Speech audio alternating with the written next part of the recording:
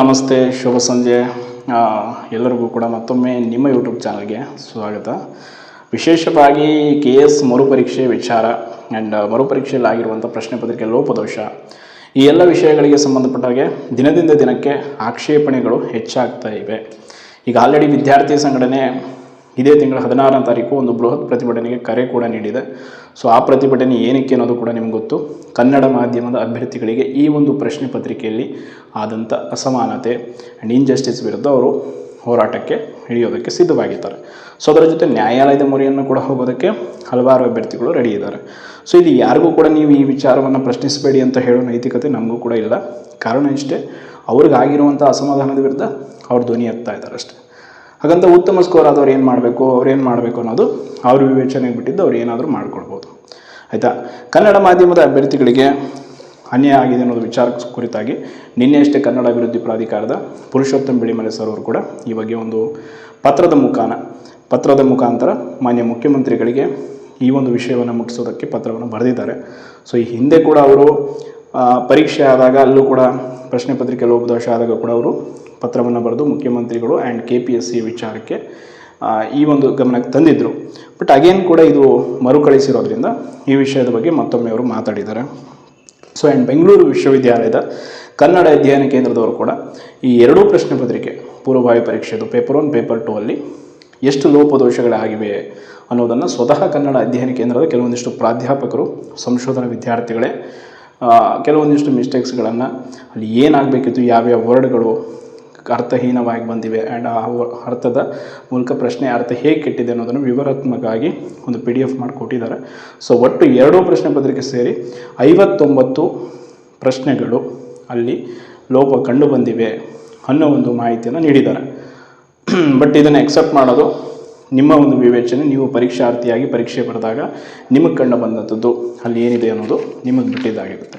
So ಈಗ ಹಲವಾರು ಜನರ ವಾದ ಏನು, ಈಗ ಮರುಪರೀಕ್ಷೆ ವಿಚಾರದ ಬಗ್ಗೆ ಹೇಳ್ತಾರೆ, ಅಗೇನ್ ಮರುಪರೀಕ್ಷೆ ಬೇಡ, ರೇಷಿಯೋ ಇನ್ಕ್ರೀಸ್ ಮಾಡಿ, ಇನ್ನೇನೋ ಮಾಡಿ ಅಂತ. ಇಲ್ಲ ಕೆಲವೊಂದಿಷ್ಟು ಪ್ರಶ್ನೆಗಳಿಗೆ ಗ್ರೇಸ್ ಅಂಕ ಕೊಟ್ಟುಬಿಟ್ಟು ಅದನ್ನು ಕೃಪಾಂಕ ನೀಡಿಬಿಟ್ಟು ಇದನ್ನು ಕ್ಲಿಯರ್ ಮಾಡ್ಬೋದು ಅಂತ. ಇಲ್ಲಿ ಒಂದು ವಿಷಯ ಏನು ಅಂತಂದರೆ, ಈ ಹಿಂದೆ ಕೂಡ KPSC ಒಂದು ಪ್ರಕಟಣೆಯನ್ನು ಹೊರಡಿಸಿತ್ತು. ನಾವು ಇಂಗ್ಲೀಷಲ್ಲಿ ಏನು ಉತ್ತರಗಳಿರುತ್ತೋ, ಇಂಗ್ಲೀಷಲ್ಲಿ ಏನು ಪ್ರಶ್ನೆ ಇರುತ್ತೋ ಅದನ್ನೇ ಫೈನಲ್ ಆಗಿ ಕನ್ಸಿಡರ್ ಮಾಡ್ತೀವಿ ಅಂತ. ಹಾಗಾದರೆ KPSC ಪ್ರಕಾರನೇ ಹೋದರೆ ಇಲ್ಲಿ ಇಂಗ್ಲೀಷಲ್ಲಿ ಸರಿ ಇದೆ, ಬಟ್ ಕನ್ನಡದಲ್ಲಿ ಪ್ರಶ್ನೆಗಳು ತಪ್ಪಿವೆ. ಹಾಗಂದರೆ ಅವ್ರಿಗೆ ಗ್ರೇಸ್ ಕೊಡೋದಕ್ಕೆ ರೆಡಿ ಇಲ್ಲ.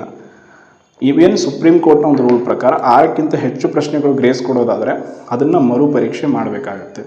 ಸೊ ಹಾಗಾದರೆ ಇದು ಕೂಡ ಸಾಧ್ಯವಾಗುವಂಥ ಮಾತಿದೆಯಾ? ಆ್ಯಂಡ್ ಎಕ್ಸ್ಪರ್ಟ್ ಕಮಿಟಿ ಏನಾದರೂ ಮಾಡಿ ಅದರಿಂದ ರಿಪೋರ್ಟ್ ತೊಗೊಂಡು ಇವರು ಏನಾದರೂ ಮುಂದುವರಿತಾರಾ? ಈ ಎಲ್ಲ ವಿಷಯದ ಬಗ್ಗೆ ಸದ್ಯ KPSC ಅವ್ರಿಗೂ ಕೂಡ ಗೊಂದಲ ಇದೆ. ಆ್ಯಂಡ್ ಅವರು ಕೂಡ ಏನು ಉತ್ತರ ನೀಡ್ತಿಲ್ವಾ, ಅಥವಾ ಅವ್ರು ಏನು ಸಭೆ ಮಾಡಿ ಏನು ವಿಚಾರಕ್ಕೆ ಬರ್ತಾರೆ ಅನ್ನೋದ್ರ ಜೊತೆ ಈಗ ಎಲ್ಲ ಅಭ್ಯರ್ಥಿಗಳು ಕೂಡ ಹೋರಾಟಕ್ಕೆ ತಯಾರಿಯನ್ನು ಮಾಡಿಕೊಂಡಿದ್ದಾರೆ. ಅದು ಅವರವರ ನೈತಿಕತೆ, ಅವರವರ ವಿವೇಚನೆ, ಅದನ್ನು ಯಾರೂ ಕೂಡ ಪ್ರಶ್ನೆ ಮಾಡೋ ಹಾಗಿಲ್ಲ. ಆ್ಯಂಡ್ ಆ ಹೋರಾಟಕ್ಕೆ ಸಾಧ್ಯವಾದರೆ ಬೆಂಬಲವನ್ನು ಕೊಡಬೇಕಾಗಿರೋದು ಪ್ರತಿಯೊಬ್ಬ ಕನ್ನಡಿಗನ, ಕನ್ನಡ ಮಾಧ್ಯಮದ ಅಭ್ಯರ್ಥಿಯ ಆದ್ಯ ಕರ್ತವ್ಯ. ಸೊ ಇದನ್ನು ಎಲ್ಲರೂ ಕೂಡ ಮಾಡಬೇಕಾಗುತ್ತೆ. ಆ್ಯಂಡ್ ಇದರ ಜೊತೆ KPSC ಪ್ರತಿ ಬಾರಿ ಕೂಡ ಪ್ರಶ್ನೆ ಪತ್ರಿಕೆಯಲ್ಲಿ ಮಾಡ್ತಕ್ಕಂಥ ಲೋಪದೋಷಗಳಿಂದ ನೇರವಾಗಿ ಇಲ್ಲಿ ಸಮಸ್ಯೆಯನ್ನು ಅನುಭವಿಸ್ತಾ ಇರುವಂಥವ್ರು ಪರೀಕ್ಷಾ ಬರೀತಕ್ಕಂಥ ಅಭ್ಯರ್ಥಿಗಳು. ಸೊ ಆ ಸಂದರ್ಭದಲ್ಲಿ ಪರೀಕ್ಷೆಯಲ್ಲಿ ಕೂತಾಗ ಅಭ್ಯರ್ಥಿಗೆ ತಲೆಯಲ್ಲಿ ಬರ್ತಕ್ಕಂಥ ಉತ್ತರಗಳು, ಆತನ ಗೊಂದಲಗಳಿಗೆ ಆ ಪ್ರಶ್ನೆ ಕಾರಣವಾದಾಗ ಅದು ಹೇಗೆ ತಾನೇ ಅದನ್ನು ಉತ್ತರಿಸೋದಕ್ಕೆ ಸಾಧ್ಯ? ಈ ಹಿಂದಿನ ನಾವು ಸ್ಟ್ಯಾಟಿಸ್ಟಿಕ್ಸ್ ನೋಡೋದಾದರೆ ಮುಖ್ಯ ಪರೀಕ್ಷೆಯಲ್ಲಿ ಆಯ್ಕೆಯಾಗಿ ಆ್ಯಂಡ್ ಪೂರ್ವಭಾವಿ ಪರೀಕ್ಷೆಯಲ್ಲಿ ಆಯ್ಕೆಯಾಗಿ ಮುಖ್ಯ ಪರೀಕ್ಷೆಗೆ ಹೋಗಿರುವಂಥ ಕನ್ನಡ ಮಾಧ್ಯಮದ ಅಭ್ಯರ್ಥಿಗಳ ಪ್ರಮಾಣ ತುಂಬ ಕಡಿಮೆ. ಆ್ಯಂಡ್ ವಿಶೇಷವಾಗಿ ಫೈನಲ್ ಸೆಲೆಕ್ಷನ್ ಲಿಸ್ಟಲ್ಲೂ ಕೂಡ ನಾವು ನೋಡೋದಾದರೆ ಕನ್ನಡ ಮಾಧ್ಯಮ ಅಭ್ಯರ್ಥಿಗಳು ತುಂಬ ಕಡಿಮೆ. ಇದು ಕನ್ನಡ ಮಾಧ್ಯಮ ಅಭ್ಯರ್ಥಿಗಳಿಗೆ ನಿಮಗೆ ಕನ್ನಡ ಮೀಸಲಾತಿ ಇದೆ, ಅದು ಇದೆ. ಆ್ಯಂಡ್ ಈವನ್ ಸರ್ಕಾರದ ಒಂದು ನಿಯಮ ಕೂಡ ಇದೆ, ಯಾವುದೇ ಖಾಸಗಿ ಕಂಪನಿಯಲ್ಲಾಗಿರ್ಬೋದು 60% ಕನ್ನಡದ ಒಂದು ವಿಶೇಷವಾಗಿ ಕನ್ನಡಿಗರಿಗೆ ವಿಶೇಷ ಸೌಲಭ್ಯ ಇದೆ ಹುದ್ದೆಗಳಲ್ಲಿ. ಹಾಗಾದರೆ ಈ ಸಾರ್ವಜನಿಕ ಪರೀಕ್ಷೆ, ನಮ್ಮ ರಾಜ್ಯದ ಉನ್ನತ ಆಡಳಿತಾತ್ಮಕ ಹುದ್ದೆಯ ಪರೀಕ್ಷೆಯಲ್ಲಿ ಯಾಕೆ ಈ ರೀತಿ ತಾರತಮ್ಯ? ಈವನ್ ನೀವು ಪ್ರಶ್ನೆ ಪತ್ರಿಕೆಯನ್ನೇ ಸರಿಯಾಗಿ ಕೊಟ್ಟಿಲ್ಲ ಅಂತಂದಾಗ ಅವ್ರು ಹೇಗೆ ಅದನ್ನು ಉತ್ತರಿಸಿ ಸರಿಯಾಗಿ ಉತ್ತರವನ್ನು ನೀಡಿ ಅಧಿಕಾರಿಗಳಾಗೋದಕ್ಕೆ ಸಾಧ್ಯ?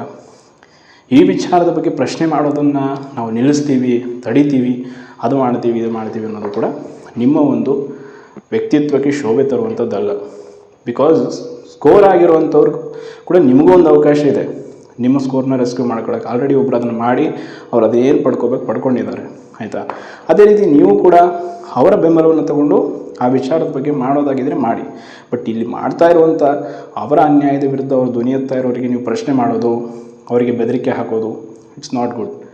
ಅವ್ರು ಮಾಡುವಂಥ ಕೆಲಸವನ್ನು ಅವರ ಒಂದು ವ್ಯಾಪ್ತಿಯಲ್ಲಿ ಅವ್ರು ಮಾಡ್ಕೊಂಡು ಹೋಗ್ತಾ ಇದ್ದಾರೆ. ಅದಕ್ಕೆ ಜಯ ಸಿಗುತ್ತೋ ಇಲ್ವೋ ಅನ್ನೋದು ಅದು ಸೆಕೆಂಡ್ರಿ. ಬಟ್ ಅವರ ಕೆಲಸವನ್ನು ಅವ್ರು ಮಾಡ್ತಿದ್ದಾರೆ. ಹಾಗಂತ ವ್ಯವಸ್ಥೆ ವಿರುದ್ಧ ಪ್ರಶ್ನೆನೇ ಮಾಡದೆ ನಾವು ಸರ್ವಾಧಿಕಾರತ್ವ ಏನೇ ಇರಲಿ ಅದನ್ನು ನಾವು ಒಪ್ಕೊಂಡು ಹೋಗ್ತೀವಿ ಅನ್ನೋದಕ್ಕೆ ಇದು ಈ ಹಿಂದಿನ 2011-8 ಅಲ್ಲ, ಸೊ 2025.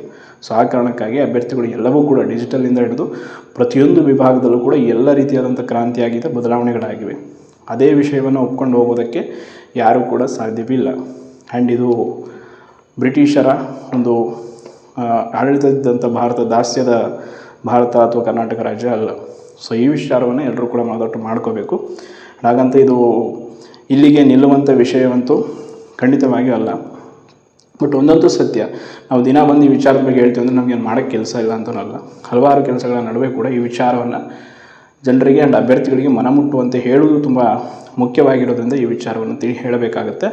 ಅಗೇನ್ ವಿದ್ಯಾರ್ಥಿ ಸಂಘಟನೆ ಕರೆ ಕೊಟ್ಟಿರುವ 16ನೇ ತಾರೀಕಿರುವ ಹೋರಾಟಕ್ಕೆ ಆಲ್ಮೋಸ್ಟ್ ನಿಮ್ಮ ಎಲ್ಲ ಯಾರ್ಯಾರು ವಿಚಾರಗಳು, ವಿಶೇಷವಾಗಿ PDO ಪರೀಕ್ಷೆಯಲ್ಲಿ ಆಗಿರುವಂಥ ಅನ್ಯಾಯ ಆ್ಯಂಡ್ ಹಲವಾರು ರಿಸಲ್ಟ್ಗಳು ಬಾಕಿ ಇವೆ, KPSCಲಿ ಆಗಬೇಕಿರೋ ಸುಧಾರಣೆಗಳು, KPSCಯಲ್ಲಿ ಕೆಲವೊಂದಿಷ್ಟು ಪರೀಕ್ಷಾ ವಿಚಾರಗಳಲ್ಲಿ ಆಯ್ಕೆ ಪಟ್ಟಿಯಲ್ಲಿ ಡಿಲೇ ಆಗ್ತಾ ಇರೋದು, ಎಲ್ಲವೂ ಕೂಡ ಅಭ್ಯರ್ಥಿಗಳು ಕೂಡ ಭಾಗವಹಿಸಿ ನಿಮ್ಮ ಒಂದು ನೋವನ್ನು ಹೇಳ್ಕೊಳ್ಳೋದಕ್ಕೆ ಒಂದು ವೇದಿಕೆ ಸಿದ್ಧವಿದೆ, ಅದನ್ನು ಬಳಸ್ಕೊಳ್ಳಿ ಅಂತ ಹೇಳ್ತಾ ಸದ್ಯಕ್ಕಿಷ್ಟು ಮಾಹಿತಿ ಇದೆ.